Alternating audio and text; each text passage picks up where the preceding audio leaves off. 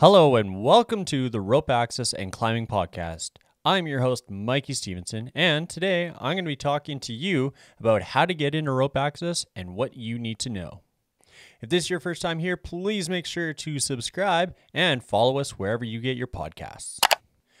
All right, so on today's episode, I want to talk to you about some of the things that have come up in the past from training. Talking to some technicians that have taken training, and my job today is to answer some of the questions that they had before they registered for a course. So stay tuned.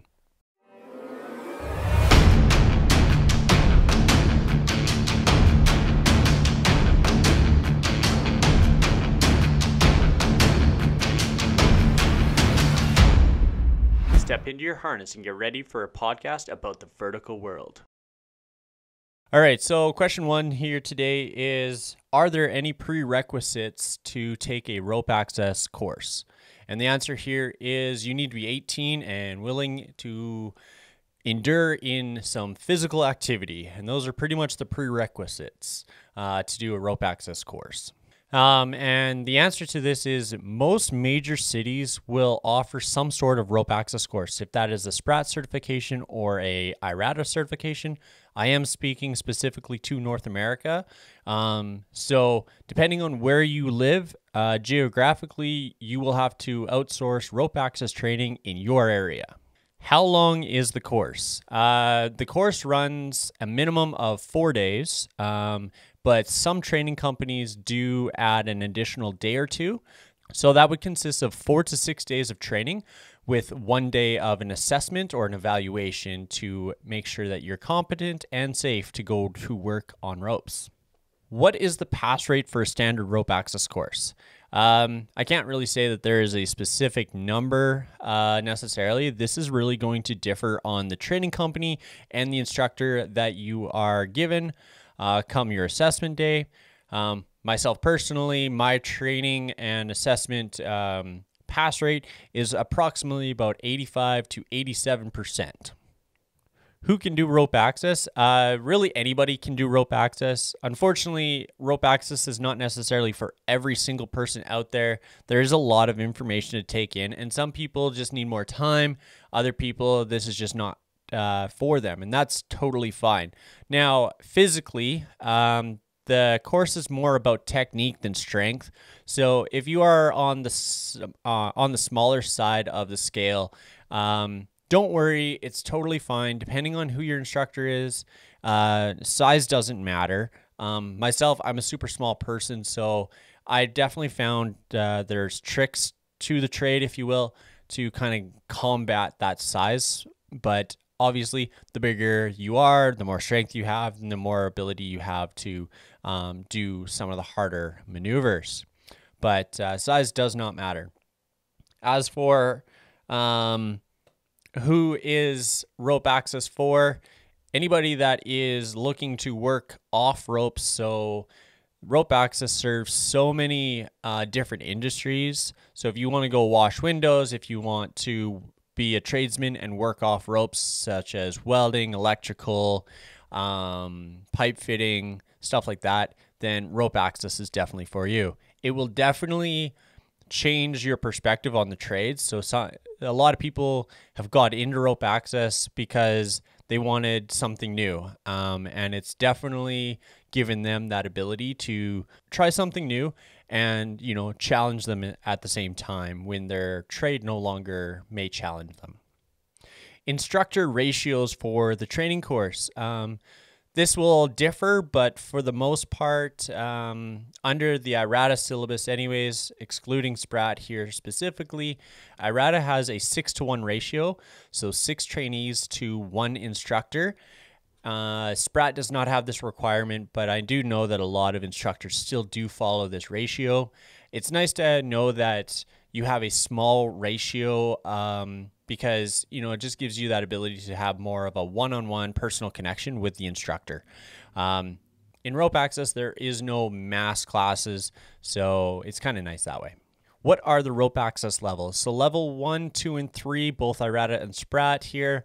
Level 1 technicians are able to, assemble their equipment, inspect their equipment, do buddy checks on each other, do some basic rigging, and do a basic level 1 rescue.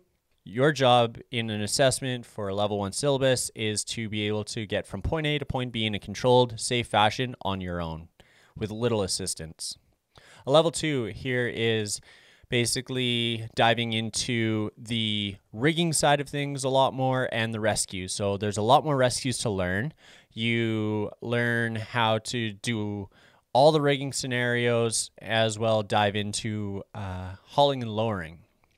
Level 3 certification dives more into the theory and the management side. So supervision, level 3s, this gives you the ability to understand the paperwork, how to manage people, and then, there are obviously some additional rescues. Keep in mind that for the level 3s, it is their legal obligation to ensure that they can rescue you. So they can't put you into a job where they don't have a rescue plan. So make sure that you always ask those types of questions. Do you need a trade to do rope access? And the answer here is no, you do not. Rope access has a vast umbrella of industries that it services. And the trades is definitely a small portion of it. So if you do not have a trade, that's completely fine. There's still tons of work out there for you. But if you do have a trade, it will definitely help you get a job in the oil and gas industry. Another common question I have received in the past is, should I take Irata or Sprat? Now, I cannot give you a definitive answer here. This is something that you have to decide for yourself, but I will lay out a couple differences and leave you to decide. All right, so one big thing here is Irata technicians can work for any Irata or Sprat company. Sprat technicians are not allowed to work for any Irata company. Depending on where you live and the work that you're looking to pursue will dictate sometimes if you will require Irata or Sprat. Now, here in Canada specifically, if you are looking to work in the oil and gas industry, about 95% of the work here is Irata. So for you, if you're looking to do trade work in the oil and gas industry, you will be required to do your Irata certification. However, in the United States, this is completely different. Majority of work in the United States is Sprat, not Irata. So really comes down to where you are and what you're looking to do. Another thing to consider between Irata and Sprat is hours to upgrade. Now, this will be changing at some point, but currently in the moment, if you are looking to get to your level 3 certification as fast as possible, and some people are really interested in that, Sprat will be the option for you. So for you to go from level 1 to 2 or 2 to 3, Sprat requires 500 hours and 6 months. Irata requires 1,000 hours and 12 months from each level. What is the difference in training for Sprat and Irata? The answer here is very little. So for the most part, the training is the same. Now, Sprat and Irata syllabus for each level will differ. So it not necessarily one is better than the other. You're all pretty much trained the exact same. So it doesn't really matter. Another common question that I have received in the past about rope access is, will I need to purchase my own equipment? And in most cases, the answer is no. However, in some cases, like window washing and geotechnical work, you may be required to provide your own equipment.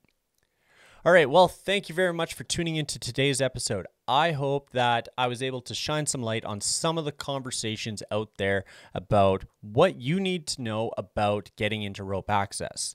Now, if there's anything that I missed, or if there's anything that you're wondering, please let me know in the comments below. I will definitely tack them. And if there's enough questions, I will make another episode answering your questions there. All right, till next time.